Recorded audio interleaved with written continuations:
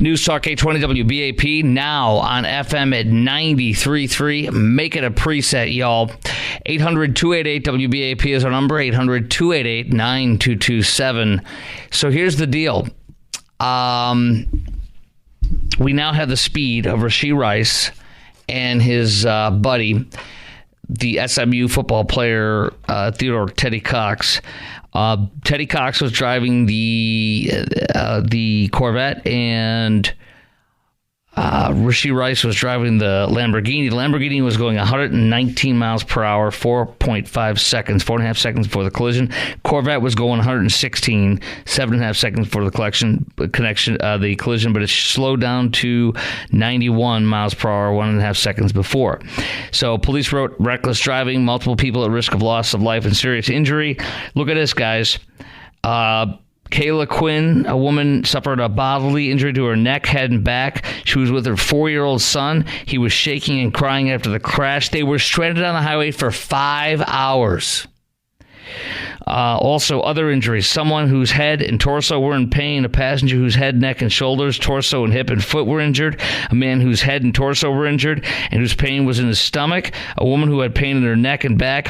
A 3-year-old passenger who suffered injury to the stomach area. And a driver who had seriously bodily injury, quote unquote, seriously bodily injury. I think they meant serious bodily injury to her face, her head, her torso, and a leg. Required multiple stitches to treat. She also had post-concussion symptoms, including headaches, extreme light and sound sensitivity, and brain fog. She'll be rendered to a, quote, life of limited mobility and sight for an undetermined extended period of time when she seeks treatment. These two guys who have, I'm assuming they're high on marijuana because they had 10.8 grams of marijuana in there. And I don't leave, maybe they were. When I see it in the car and they're driving like that, I don't care whether they were or not. I'm saying, for me, as far as I'm concerned, they might as well be high. So, and they walked away. And they walked away probably because they didn't want to get caught possibly being high. And what they did. And so the woman representing one of the victims said, after a quarter century of litigating, I did not expect to be surprised by too many of the details as they get released. I was wrong. 119 and 116 miles per hour is completely shocking for that highway on the evening before Easter. Guys, they were going 59 miles an hour over the speed limit. And that's why I told you this is a crime, and it is. Aggravated assault. Why? They charged them with aggravated assault, both of them, because it was reckless intent. They had reckless intent. I told you this was serious. That is a very serious felony. It's a precursor to murder. The only thing after that is murder. Up to 5 years in prison or one year in jail, or fined up to $5,000 for a separate one. This is this is with the bodily injury. Reasonably likely, if you have a crash and you leave, if they're reasonably likely to result in injury or death, which this case certainly was, you must stop at or near the scene and return to the scene to determine whether a person is involved in or needs aid. That's up to 5 years, and they should get nailed by that too. Also, there was a whole bunch of other charges, 8 charges total. So guys, with that, do you agree with me that this was a crime, and do you agree with me that this is serious, or do you agree with some people, when we talked about this last time, that kind of dismissed it and said, just take a picture of the plates? That is the most revolting, disgusting, insulting thing that I could hear, and you would not want that if you were that person. Is this a crime?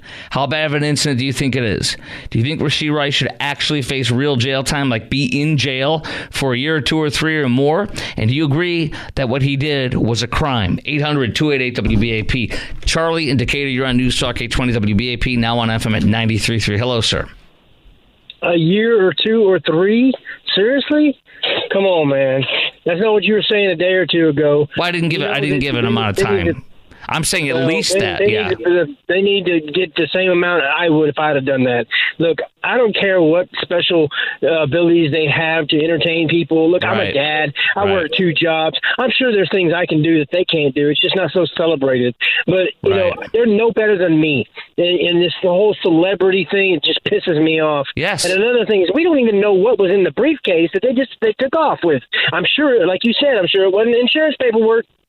No. I'm wondering if it was something more than marijuana, something more damning like cocaine. Yeah, I mean, we can only. I know pot smokers, and they don't drive like that. I'm just saying they're more laid back. That sounds more like something like an amphetamine. Right. I don't know, but I assume they were totally intoxicated at some level. I have to assume that. Yeah. But that was before I knew what the... All we can do is assume, and assumption is what it is. But, I mean, there has to be motive for actions, motive for, things people say. There's always motives. Right. Yeah, so I assume and I agree, and this is very egregious. And, one of the defense attorneys was saying yesterday on WFAA TV Channel 8 that who's not involved with it, he was saying he's not going to go to jail. Let me play it for you here. Because of his youth and lack of a criminal record, I would be very surprised that anybody would want him to go to prison. Now, I can't speak for the people that are going to make those decisions, but I can tell you this. In my opinion, if he is well represented, he will not go to prison. And he's got a good lawyer. Mm-hmm. So that's what he's... Surprise. Somebody wants him to go to jail. Right. So this is ridiculous. The politicians, the celebrities, they all think they're so above the law, and they get treated that way. And then everybody else gets slammed. The littlest things. What my big thing in here is why I'm so outraged is that I just imagine being one of those people in one of those cars and almost, and being hospitalized. The man that has the wife who had those serious injuries and the stitches I read about here, he said he couldn't get out of his car. He had to crawl through the rear window, and she had to be brought out by the fire department, because she certainly couldn't get out. So that's the kind of damage these two did. And I'm a father, and so what breaks my heart the most is the child. It didn't even get injured, but is shaking and crying. The implications that's going to have for that child for growing up. That's what breaks my heart the most. And people just, oh, well, whatever. You know what? And a 3-year-old. It's like you said, 3-year-old was injured in there, too. It's hypocritical, because if it happened to them, it would be a whole different damn story. Amen, brother. I appreciate you very much. Great call. 800-288-WBAP. Mike and Keller, you're on News Talk. Sorry about that. Mike and Keller, you're on 820 AM and now 93.3 FM WBAP. Hey, Mike. Yes, good evening, sir. Good evening, brother. Yeah, both of them belong a little taste to the Great Bar Hotel. Why I say this, because when they left the scene, automatic felony. Okay? Yes. Also, they should take a page from Henry Riggs, the guy who killed the young lady out there in Vegas and burnt alive. He got 11 years in prison. But one thing that the football player, he's gonna learn a new word, deductive reasoning, because that checkbook is going to open up. Right. And the pocket's going to get bled, and deservedly so. And I hope Kansas City polish him up too. Yeah, I don't see. Yeah, so when you say polish him up, do you mean that means you want him to see him kicked off the Kansas City team? Oh, sure. I mean, because his conduct of becoming detrimental to the team. The NFL don't want to deal with this. Look what they did with Ray Rice. What did they do with Ray Rice? Is that when the incident where he shot somebody? Was it in Atlanta, I believe? No. That you're talking about. You talking about Ray Lewis? I'm talking about Ray Rice when his fiance, now wife, spit in his face and he slapped in the elevator. Oh, that's right. I remember that. Yes. Since I'm not a big sports guy, I don't remember everybody's name, but I remember that absolutely. Right. Yes, that was horrific. The NFL suspended him for 2 games, and the women came back and let the NFL know that we're 40% of your revenue, and he haven't seen the field since. Thank God. Mike, you're a great caller. Always. Thank you, brother. Thank you, sir. Thank you. All right, Jesse in Fort Worth, we're going to really Jesse's got a comment about marijuana, and it's not jiving with what I'm saying, which is cool. I love discussing on these things. And then Stephen Irving has a personal story that I cannot wait to hear. Guys, do not move, Jesse and Steve. Your call as well coming up next, 800-288-WBAP, 800-288-9227. Rashee Rice was driving 119 miles per hour. The guy in his other car that he had, his friend Teddy Knox, SMU, was going 116 miles per hour. They had weed in the car, both cars. All that next on the Chris Crock Show on News Talk 820 WBAP, now on FM at 93.3. Okay, Rashee Rice had 10.8 grams of marijuana in his car, and marijuana was also found in both cars, as well as credit cards, a $16,500 check, diamond chain, and the playbook for the Kansas City Chiefs. Priorities. Rashee Rice was going 119 miles an hour, 4.5 seconds before he ruined 6 people's lives in 6 different cars. Actually, probably 10 or 12 or maybe even more people's lives, or at least some of them he sent to the hospital and horribly injured. A 3-year-old and a 4-year-old were traumatized by the crash in separate vehicles. Speed limit was 70. He was going 59 miles an hour over the limit. Reckless driving is on the affidavit from the cops. Multiple people at risk of loss of life and serious injury. That's why he was charged with aggravated assault, because you can charge that over a car crash if you have reckless intent, and that's what he had, reckless intent. Also, leaving the scene of a crash when there's a likelihood of bodily injury or death, which he did. All of them did. The 2 drivers did. So he and SMU quarterback Teddy Knox are both facing 8 counts. The most serious being righteously being charged as aggravated assault. 800-288-WBAP is our number. Is this a crime, and how bad of an incident do you think this is? Is this a crime, and how bad of an incident do you think it is? And do you think Rashee Rice should actually face jail time for this, as I do? And do you agree that what he did was a crime?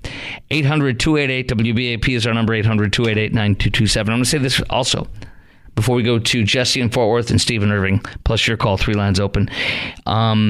And that is, I was appalled at how many people called in. It was at least maybe I'd say 20% of the callers were saying it's not a big deal. It's not leaving the scene. You just take a picture, even if it is, who cares? I would just take a picture, Chris, one guy said, of the license plates. And I said, if he's walking away and you're injured, don't worry about it. He's like, it's no big deal. And I was just taken aback and appalled by that. It was just disgusting. The guy's a liar, in my opinion. I don't think he would be acting like that. Let's go to, and do you want jail time? Like I do. Let's go to Jesse in Fort Worth, then we'll get to Steve. Jesse, you're on News Talk 820 WBAP, now on FM at 93.3. Hey, Jesse.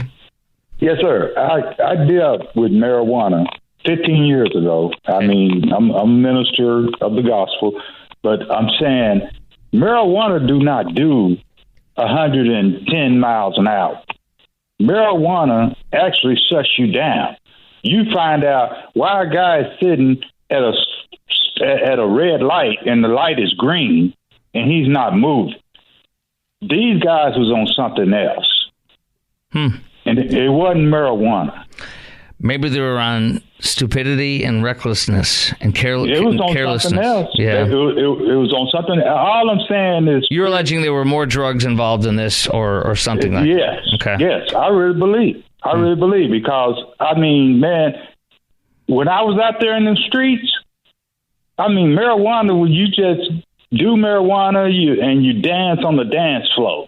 You didn't drive 119 miles an hour on a freeway. Maybe you would have if you were used to getting away with tons and tons and tons of stuff, and you did this regularly, and finally it caught up with you, and you slammed into vehicles. I mean, how do you think they honestly just did that? Once. You know what I mean? Like that one time? Or do you think this is something they were doing regularly and became more emboldened to do it even during broad daylight like that on a Saturday at 6:30 p.m. when it's daylight out, you know? I just believe that they were on something else and they're not publishing it.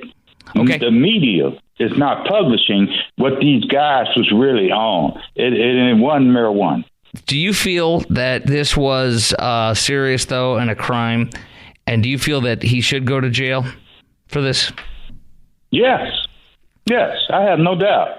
I appreciate your call, Jesse. Thank you. Let's go to Stephen Irving. You're on News Talk 820 WBAP, now on FM at 93.3. Hey, Steve. Chris, thanks for having me, man. I think this is a very important topic, and I want to make a comparison here real quick. Now, I'm not making any excuses for a very close friend of mine. Oh, okay. Go ahead. Your friend, yeah. Yeah, I'm not making any excuses for the guy at all, because he knows how I feel about this. I've been a truck driver for 33 years. The death and destruction I've seen out there on the highways and byways from this type of activities is pretty astounding. But he likes to drive fast, and he likes to go to the drag strips and stuff on the weekend. He's got a really fast car. Mm-hmm. And that's his hobby. That's his thing. Mm-hmm. Well, this literally happened about 6 weeks ago. Coming up, he's a blue-collar worker. He drives a forklift at night, 12 hours a night. Mm-hmm. He gets off around, 1-ish in the morning.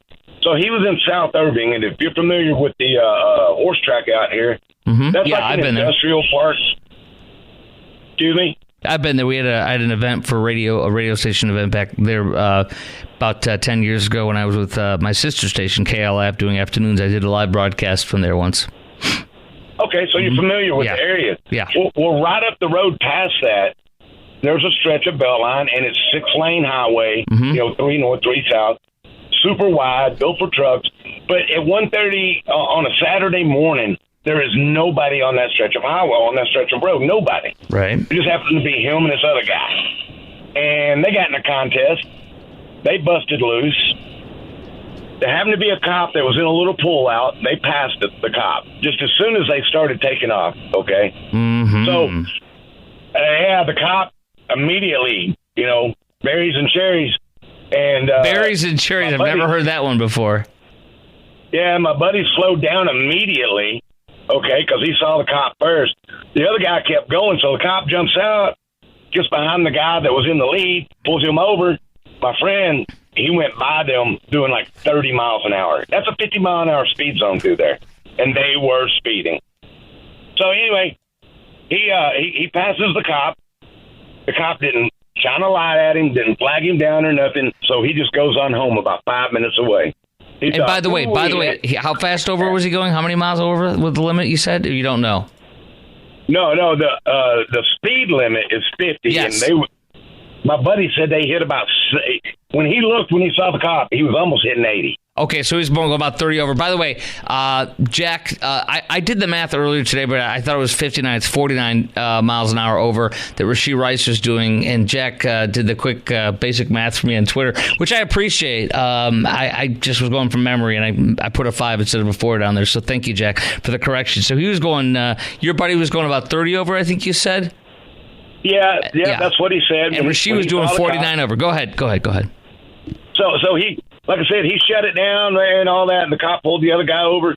And then as my buddy passed the cop getting out of the car and all this, the cop never pointed at him, never flashed He gets a light at him. He gets home 5 minutes later, Yeah, and he's like, for 5 minutes, he's regaling. I'm fine. Woohoo! The cop doesn't care. Go ahead. 15 police cars are out in front of his house. They lit his house up. Nice! They were beating on his door. Long story short, he was stone cold sober and everything. He just got off work.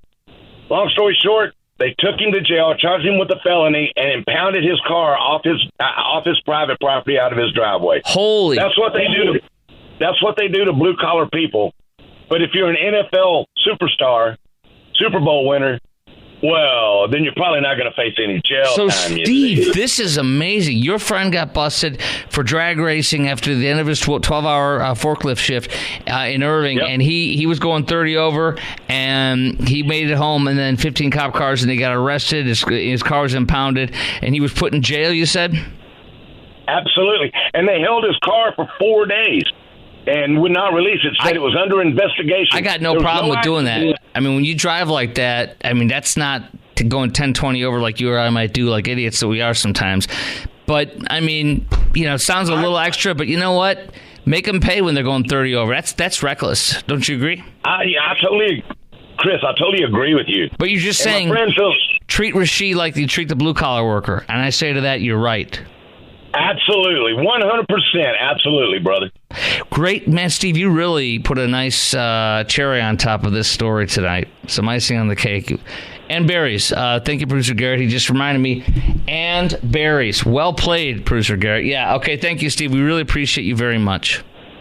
Take care, Hoss. You too, brother. That was great. That shows you what happens to you when you go 30 over and don't slam into people at 49 over with marijuana in the car and walk away from an accident. See, this is umpteen times worse than what that his friend did. All right, up next on the Chris Crock Show, News Talk 820 WBAP, laughing at Biden's claims. Undecided voters on fake news MSNBC, a panel of them, a Muslim woman, a black woman, and a Muslim man, and then other people of different, a white, Hispanic. But the point is you're seeing a tremendous amount of different types of people in the spectrum, all independent or all people in swing states, you will not believe what they said about Biden versus Trump. It will shock the crap out of you, including the audio. That's next. It's amazing, guys. If you look at this MSNBC panel of undecided voters, what struck me is, I mean, the what they said and when they raised their hand for who they're going to vote for or who they think is best to handle certain things. What shocked me was, first of all, the panel was unanimous and everything was about Trump. It was for Trump. Everything they said was for Trump.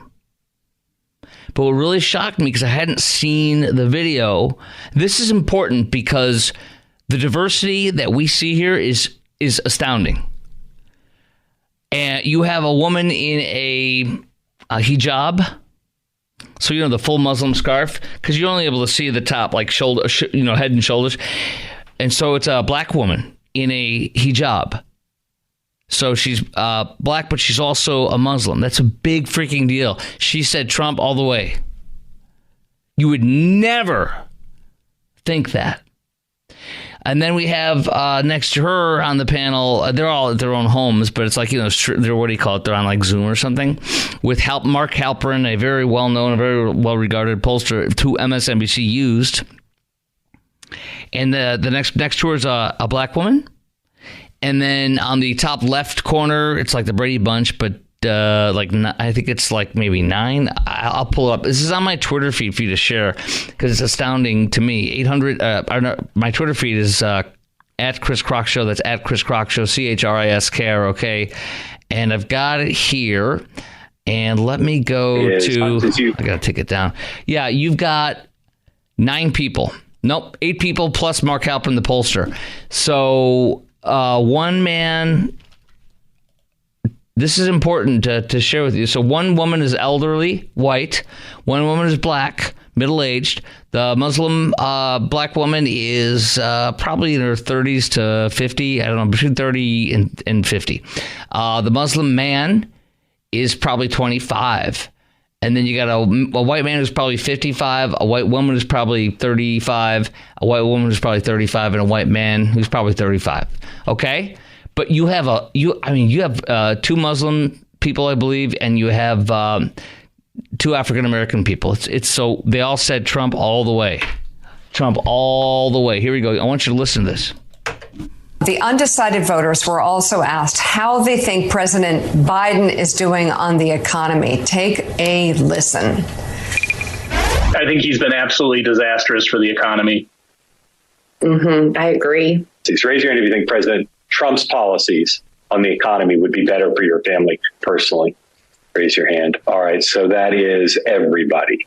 President Biden argues that his economic record has been very good. He said President Trump's was not as good. What are you keying off of? Sean, since you had the best smile and Virginia the second best smile, what are you keying off of to say President Trump's economic policies would be better for you? My past performance of my 401k. I know it was post 2020 and everything kind of flipped around, but you can't blame everything on 2020 for forever. We have areas here in Pennsylvania where it's just at a standstill right now. Like things are supposed to be being built and the interest rates are just way too high for people to invest and start moving around. And Virginia, just staying with you because Pennsylvania is near and dear to Joe Biden's heart. Are there Biden policies that you would blame for the problem? And if so, what are they? The interest rate is so high right now. And I know they're trying to cut the inflation down. But like if nobody is building, no businesses are really coming to Pennsylvania right now to keep us moving forward. Even if you're trying to buy a house, because I'm trying to become a first-time home buyer, the prices are so high right now. It's just hard. Is there anything Joe Biden could do or say between now and the time you vote that would make you feel differently about feeling that his policies would not be as good for your family on the economy? Or are you pretty much decided that Trump's policies would be better for the economy? I mean, I feel like he doesn't even take accountability for at all with what's going on in the economy. Not even accountability, like he's in denial that it's happening. The point is Biden needs to hear the people, because when he's talking about the economy doing stellar, he's talking about the stock market. He's not looking at homelessness or joblessness. He's not, at Edie's point, thinking about how much it costs to go to the grocery store. And he's gaslighting literally everyone in the process. Okay. And Omar, you voted for Joe Biden last time, right? Yeah. Did you just hear that? A man named Omar, who appears to be Arab, of Arab descent, and is in Michigan, which is a heavily Muslim Arab communities. That's where there's a couple hundred, like 150 to 250,000 Arab Muslims there. And Omar from Michigan just said that I voted. Can you believe this? A man named Omar from Michigan. Not Jack, some white guy from, Texas or something. Omar from Michigan said, yes, I voted for Joe Biden 4 years ago. No, I'm not voting for him this year. I'm voting for Trump. Wow. You have a woman named Tanisha, also from Michigan. I don't know if she's the Muslim lady or the other African-American lady. I think Virginia is the woman. Anyways, the point is, these are all swing state folks. Wisconsin, Pennsylvania. This is astounding. So there you go on that. And then Biden support slips with black men. Wall Street Journal, brand new poll that came out yesterday. Biden support slips with black men as Trump makes inroads. Let me ask you a few questions first before we get into more of this, because this is really amazing to me. And by the way, some of these the pollster people laughed when he was asking them stuff about, well, how are things going? Or are things going good? Are you happy? And literally, here, the moderator asked the voters whether Biden or former Trump would improve the economy.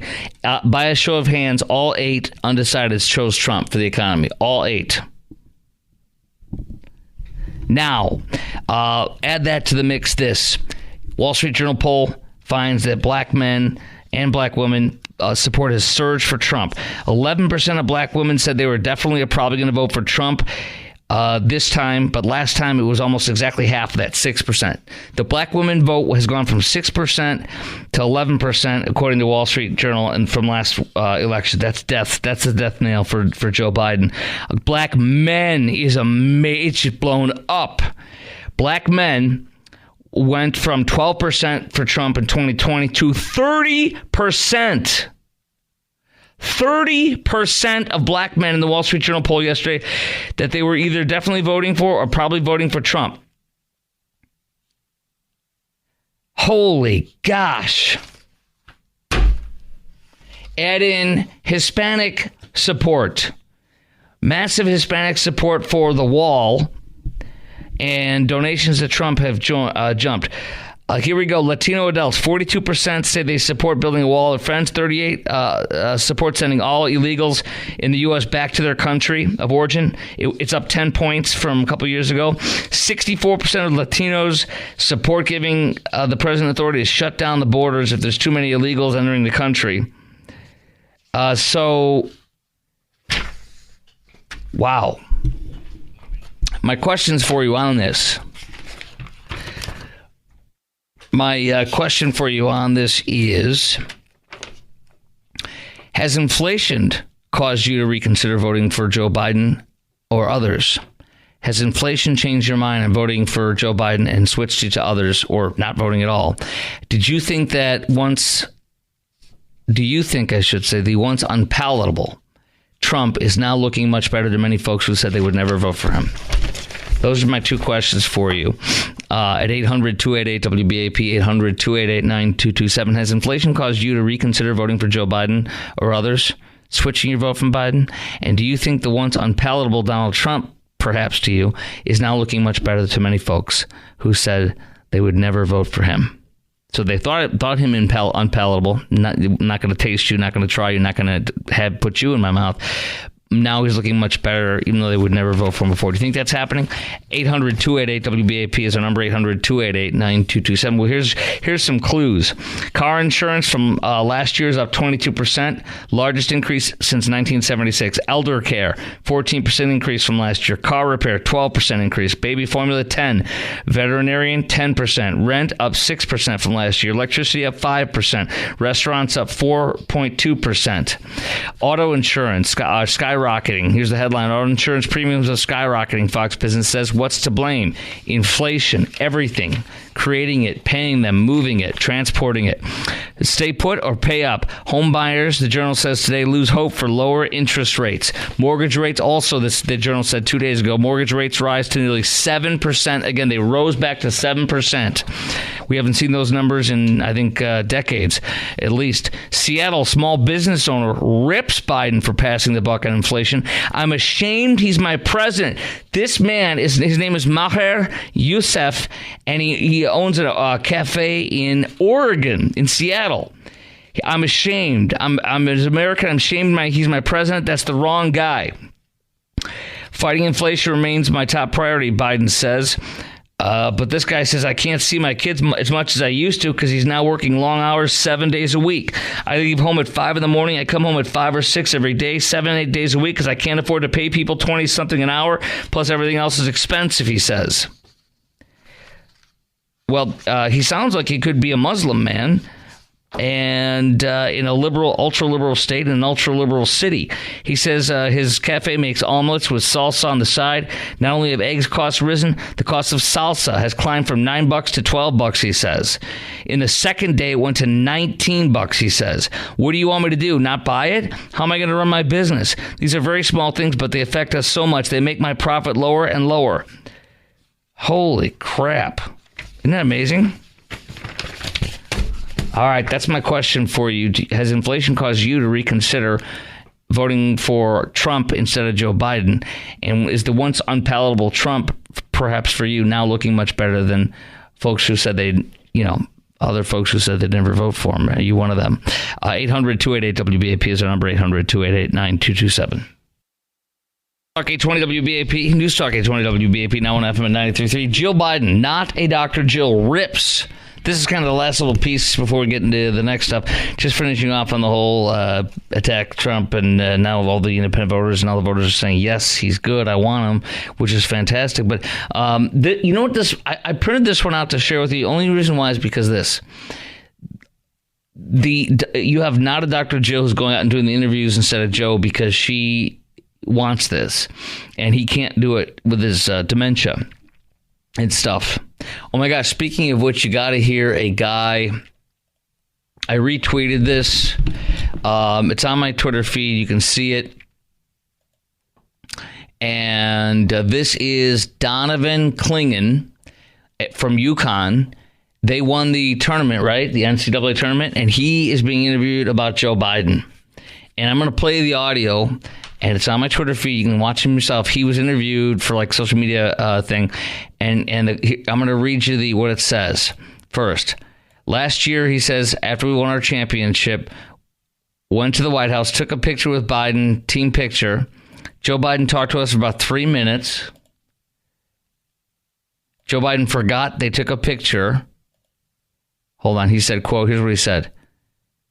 What did he say in that 3 minutes? He completely ignored Coach Hurley. Really couldn't understand what he was saying. And then he was like, let's grab a picture. Do you think he knows? So 3 minutes after taking a picture with them, he said, let's grab a picture. So can you imagine Joe Biden takes your picture with you and then 3 minutes later goes, hey, let's grab a picture. He forgot that he just took a picture with you 3 minutes earlier. And then here's the rest. I'll play the whole thing. Hold on. If I can get my audio together here, my audio act together. Here we go.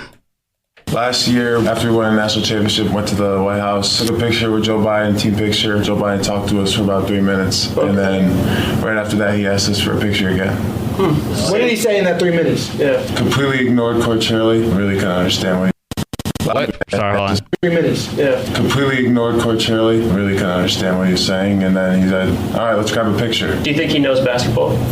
Not much. Last year. Not much. Okay. But he literally 3 minutes after taking the picture said, let's grab a picture. That's our president. Trump had a press conference today. I don't know if you caught it. It was fantastic. I loved it. And he was on CNN. I retweeted actually because I was in my room. Not my room, but I was in my studio, which is my room, my office, but it's my home studio. And I took a picture. I have a TV on my wall, to go over the shoulder. Sorry, my stupid thing. And it should be on there somewhere. But I took a picture of Trump on TV on CNN, and he was literally having a press conference. And I'm like, he's already the president. I tweeted that out. Because he really, already he's like the way he's on TV, he's hosting a press conference. It was really good. He's already the president. That's just how it looked to me, and that's how it felt. It was great. Not a Dr. Joe rips into dangerous Trump. All they can do is tell you how he's horrible. You know what I mean? He's going to end democracy. And they're just saying how evil he is, but they're not telling you what they're going to do for you in the next 4 years and what they've done for you in the last 3 years, because they can't. So all they do is say this man's evil. So what it really makes me, it gives us a massive impression. When I see this one again today, Joe Biden rips into dangerous Trump, claims he'll strip LGBTQ rights. First Lady calls ex-president a bully, tells crowd how Joe has allowed trans Americans back in the military and gay men, blah, blah. But the point is, he's bad, he's evil, he's this, he's that. And Trump did a press conference today, and he was the president, basically. It was flawless. Do you know what I'm saying? Like, so one side is just, saying how horrible and wicked and evil and like Hitler-esque Trump is, and Trump's just sitting there doing his conference like he's already the president. I mean, this is amazing. Today, Trump looked more presidential than Biden has in a long time. I loved it. That's why I took a picture of it. I'm like, look at this. There's the president doing a press conference. He's on CNN.